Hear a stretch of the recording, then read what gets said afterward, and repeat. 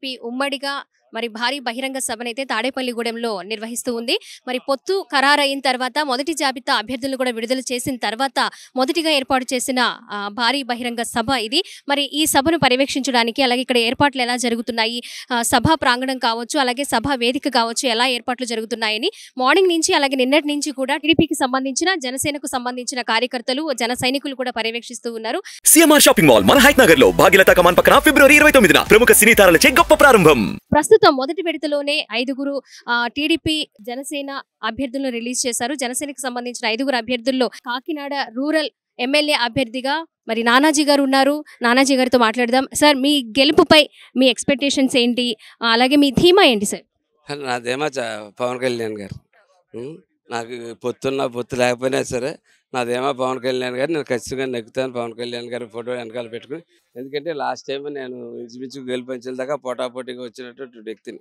ఈవేళ ప్రజలు కోరుకున్న మేరట సాధారణంగా పొత్తులంటే ముఖ్యమంత్రి అవడానికి నువ్వు నేను ఎవరో ఇద్దరు ముగ్గురు నేను అవుతాను లేకపోతే దెబ్బలాడుకుంటారు. ఇక్కడ పవన్ కళ్యాణ్ గారు కానీ చంద్రబాబు నాయుడు గారు కానీ ఎక్కడ దెబ్బలాడుకోవట్లేదు.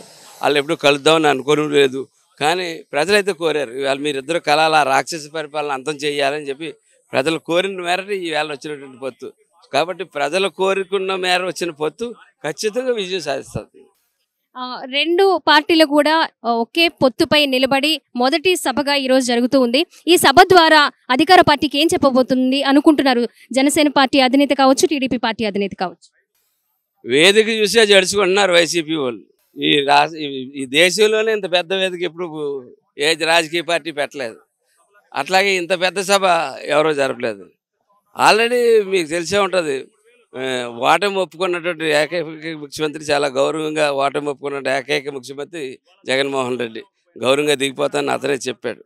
కానీ మళ్ళీ అదో కేడర్ గురించో లేకపోతే పార్టీని నిలబెట్టుకోవడం కోసం లేకపోతే ఆ చెల్లితో గొడవ ఉన్న ఆస్తులు నిలబెట్టుకోవడం కోసం, ఇప్పుడు పదవి లేకపోతే ఆస్తి చెల్లి తన్ని ఆస్తి పట్టిపోయే పరిస్థితి కనపడతా ఉంది.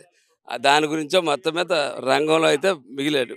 రంగంలోనే ఉంటాడు అంతే తప్ప విజయంలో అయితే ఉండడు. విజయం అయితే మటుకు మళ్ళీ ఇలాంటి వేదిక మీద మా విజయోత్సవం మీకు చూపిస్తాం. సార్, మీ కాన్స్టిట్యున్సీ ఎమ్మెల్యే కావచ్చు, అక్కడ నియోజకవర్గంలో ప్రజలు ఫేస్ చేస్తున్న ప్రాబ్లమ్స్ గురించి ఏం చెప్తారు సార్? సార్, మా కాన్స్టిట్యున్సీ ఎమ్మెల్యే మటుకు ఆయన మ్యాండేట్ కోల్పోయినటువంటి వ్యక్తి. ఆయన నా తండ్రి, ఆయన బ్రదర్స్, ఆయన కజిన్స్ ఒక కుటుంబ పాలన ఒక బ్రహ్మాండమైన కూటమి కింద తయారు చేసి మొత్తం కాకినాడ దోచుకుంటూ ఉన్నారు. వాళ్ళ కబంధ హస్తాల నుంచి కాకినాడ కాపాడడం నా ప్రధాన ధ్యేయం. సో చూసుకున్నట్లయితే మరి జనసేన పార్టీ 5 సంబంధించిన అభ్యర్థుల్ని ప్రకటించింది. అందులో కాకినాడ రూరల్ గా పంతం నానాజీ గారిని కూడా ఎంపిక చేసింది. మరి సభ వేదికను అలాగే సభ ప్రాంగణాన్ని పర్యవేక్షించడానికి వచ్చిన ఆయన ధీమా గెలుపుకి ఆయనకు కావాల్సిన విజయావకాశాలు పవన్ కళ్యాణ్ అని చెప్తున్నారు. నియోజకవర్గంలోని ప్రజలకు కూడా కావాల్సిన వెసులుబాటుతో నేను ముందుకు వెళ్తాను, ప్రజలు కోరుకుంటేనే ఉమ్మడిగా మేము కలిసి పోటీ చేయడానికి ముందుకు వెళుతున్నామని కూడా చెప్తున్నారు. కెమెరా పర్సన్ కృష్ణతో స్వాతి, తాడేపల్లిగూడెం, సుమన్ టీవీ.